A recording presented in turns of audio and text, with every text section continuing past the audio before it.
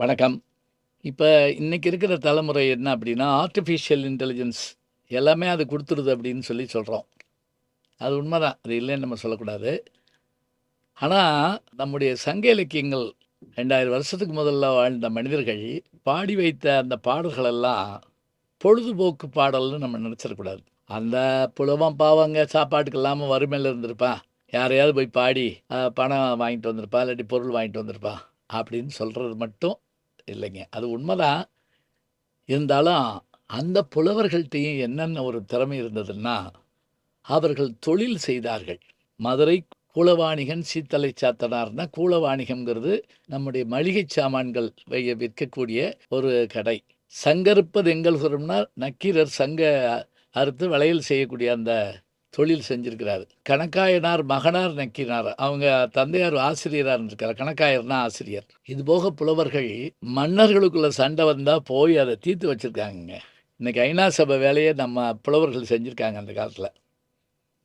இது தவிர நம்முடைய எட்டுத்தொகை நூல்கள்ல ஐங்குறுநூறுன்னு ஒரு நூல் இருக்குங்க. குறிஞ்சி, முல்லை, மருதம், நெய்தல் 5 திணைகளுக்கும் பாடியிருக்கிறதுல, அந்த மருதத்தினுடைய நிலைய ஓரம்போகியார் பாடின அந்த பாடல்கள்ல பார்த்தீங்கன்னா, அந்த தோழி என் தலைவி என்னென்ன விரும்புவா தெரியுமா? தலைவன மட்டும் விரும்புவான்னு நெனைக்காதீங்க. அவ "நெற்பல பொழிக, பொன் பெரிது சிறக்க" என "வேட்டோளே யாயே, விளைக வயலே, வருக இரவலர்" என "வேட்டோளே யாயே, பால் பல ஊறுக, பகடு பல சிறக்க" என "வேட்டோளே யாயே, பசியில் ஆகுக, பிணிசேன் நீங்குக" என "வேட்டோளே யாயே, வாழியாதன் வாழி அவினி, பகைவர் புல்லார்க, பார்ப்பார் ஓதுக" என "வேட்டோளே யாயே, செந்நலம் செறிவில் கதிர்கொண்டு கள்வன் தன்னக மண்ணலைச் செல்லும்". நெல் விளையணும், நீர் பெருகணும், பசுக்கள் பால் சொரியணும், காளை மாடுகள் சிறப்பாக வாழணும்.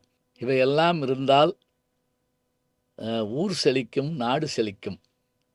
அதே சமயத்தில் இல்லாதவர்கள் வந்து கேட்க வருவார்கள். அள்ளித் தருகிற மனமும் நமக்கு இருக்க வேண்டும். எவ்வளவு அருமையான விஷயம் பாருங்க. அதேபோல அந்த மன்னர்களை பாடுகிற போது, "மன்னா உன் ஆட்சியில் பசி இருக்கக்கூடாது, நோய் இருக்கக்கூடாது, பகை இருக்கக்கூடாது. பசியும் பிணியும் பகையும் நீங்கி வசியும் வளனும் சுரக்கன வாழ்த்தி". இத கேட்குறப்ப என்ன அருமையா இருக்கு பாருங்க. இது என்ன ஒரு நாட்டுக்கு, ஒரு ஊருக்கு சொந்தமா? பாண்டி நாட்டுக்கு சொந்தமா? சோழ நாட்டுக்கு சொந்தமா? சேர நாட்டுக்கு சொந்தமா? உலகத்துக்கே சொந்தம்ங்க. அதேபோல கலைகள்னு எடுத்துக்கங்க.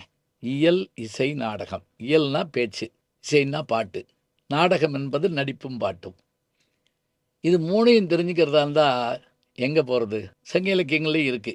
பாணர்கள் பாடினர், அதேபோல மற்றவர்கள் ஆடினர், இசையமைத்தார்கள், புல்லாங்குழல்கள் இசைக்கப்பட்டன. இயற்கையே அங்கே மேடையாக விளங்கியது. ஆனாலும் கூட தமிழரின் நாகரிகம் எப்படிப்பட்டது? நான் பாரிஸுக்கு சென்றிருந்தபோது அங்கிருந்த அந்த அரங்கங்களை பார்த்து வியந்து போனேன். அவை வட்ட வடிவ அரங்கங்களாக இருந்தன. நம்முடைய அரங்கங்களும் வட்ட வடிவ அரங்கங்கள் இருந்திருக்கின்றன. ஆனால் சிலப்பதிகாரத்தில் மாதவி வருகின்ற 3வது காதையாகிய அரங்கேற்று காதையில் அதை எப்படி அற்புதமாகச் சொல்லுகிறார். அந்த பெண்மணி யார் என்ற வரலாறை சொல்லி, அவள் ஊர்வசியின் வழி வந்தவள் என்று சொல்லி, இன்றைக்கு இருக்கக்கூடிய கலைமாமணி விருது போன்ற, பத்மஸ்ரீ விருது போன்ற விருதினை பெற்றவள் அவள் என்ற அந்த செய்தியும் சொல்லப்பட்டுகிறது. அதோடு மட்டுமில்லை, அவள் ஆட வருகிற மேடை அமைப்பு எப்படி, அந்த மேடையை எப்படி அமைக்க வேண்டும், அதற்கான அந்த பாடல் வரிகளை பாருங்கள். சிலப்பதிகாரம் சொல்லுகிற பாடல் வரிகளை பாருங்கள். "எண்ணிய நூலோர் இயல்பினன் வழாது, மண்ணகம் ஒரு வழி வகுத்தனர் கொண்டு, புண்ணிய நெடுவரைப் போகிய நெடுங்கலை கண்ணிடை, ஒருசான் வளர்ந்தது கொண்டு நூல்நெறி மரபின் அரங்கம் அளக்கும், கோல் அளவு 24 விரலாக, எழுகோல் அகலத்து, எண்கோல் நீளத்து, ஒருகோல் உயரத்து, உறுப்பினது ஆகி, உத்தரப் பலகையொடு அரங்கின் பலகை, வைத்த இடைநிலம் நாற்கோலாக, ஏற்ற வாயில் 2டன் பொலிய". 8 எள்ளு சேர்ந்தா ஒரு நெல்லு, 8 நெல்லு சேர்ந்தா ஒரு விரல் கடை, 8 விரல் கடை சேர்ந்தா ஒரு கோல், இதில் எழுகோல் நீளத்து எண்கோல் அகலத்து அப்படின்னு அந்த கோல் கொண்டு அளந்து அந்த மேடையை அமைப்பாங்களாம். அதில் திரையில் ஸ்க்ரீன் சொல்கிறோம்ல, 2 பக்கமும் வந்து மூடுமாங்க. அதே போல் கீழேருந்து மேலே போகக்கூடிய ஸ்க்ரீன் இருக்குமா, மேலேருந்து கீழே வரக்கூடிய ஸ்க்ரீன் இருக்குமா. புகுமுக எழினி அப்படிங்கிறாங்க.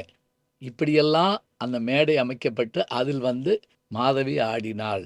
தலைக்கோல் பட்டம் பெற்றவள். தலைக்கோல் தான் இன்றைக்கி இருக்கிற பத்மஸ்ரீ பட்டம்னு அர்த்தம். பாருங்கள் கலைஞர்கள் எப்படி மதிக்கப்பட்டிருக்காங்கன்னு, மேடை எப்படி அமைக்கப்பட்டிருக்கு. ஞாபகம் வச்சுக்கோங்க, உலகத்தில் 3 கருவி தான். ஒன்று காற்று கருவி, இன்னொன்று கம்பி கருவி, இன்னொன்று தோல் கருவி. இந்த 3ஐயும் செஞ்சவங்க தமிழர்கள் தாங்க. எப்படி? காற்று கருவி நாதஸ்வரம், புல்லாங்குழல்; யாழ் கம்பி கருவி; தோல் கருவி மத்தளம், மிருதங்கம். இது தவிர முழவுன்னு ஒரு கருவியை திருஞான சம்பந்தர் சொல்கிறாருங்க திருவையாற்று பதிகத்தில். புலனைந்தும் பொறிகலங்க நெறிமயங்கி அறிவழிந்திட்டு ஐமேலுந்தி அலமந்த போதாக அஞ்சல் என்று செய்வார் அமருங்கோயில் பலம் வந்த மடவார்கள் நடமாட முழவு அதிர சிலபந்தி அளமந்து மரமேறி முகில்வார்க்கும் திருவையாரே.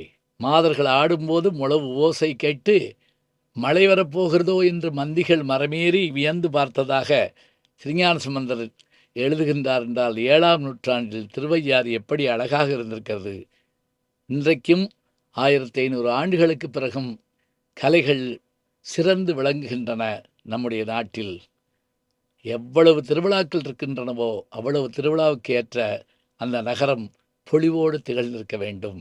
எனவே நம்முடைய நூல்கள் நல்ல இயற்கையை போற்றின, கலைகளை வாழ்த்தின, பொழுதை போக்குவன மட்டுமில்லை பொழுதை ஆக்குவன. அதுதான் அதனுடைய சிறப்பு. மதுரையில் கூட ஒரு இடத்துல நான் ஒரு கடையில் எழுதி போட்டிருந்தேன், அந்த பெயர் பலகையை பார்த்து வியந்து போனேங்க.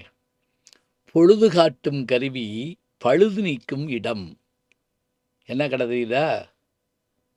பொழுது காட்டும் கருவி பழுது நீக்கும் இடம். கடிகார கடைங்க. நல்ல தமிழை பயன்படுத்தி பாருங்க, அரிய செய்திகள் கிடைக்கும். சங்கப் பாடல்கள் தரும் தங்கச் செய்திகள் 1000 உண்டு. தொடர்ந்து பார்ப்போம். நல்ல செய்திகளை நாளும் சிந்திப்போம். நாளை சந்திப்போம். வணக்கம். ஜி ஞானசம்பந்தன் யூடியூப் சேனல் பாருங்கள். உங்களை தேடியே உங்கள் வீட்டுக்கு வருது. கேட்காம ஒரு விஷயம் உங்களை தேடி வருது பாருங்கள், அதை பிடிச்சி வச்சுக்கோங்க. நம்முடைய ஜி ஞானசம்பந்தன் யூடியூப் சேனலை தொடர்ந்து எக்ஸலம், இன்ஸ்டாகிராம், ஃபேஸ்புக், வாட்ஸ்அப் என்று அனைத்து தளங்களிலும் நாம் இயங்கிக் கொண்டிருக்கின்றோம். நீங்களும் எங்களோடு வாருங்கள்.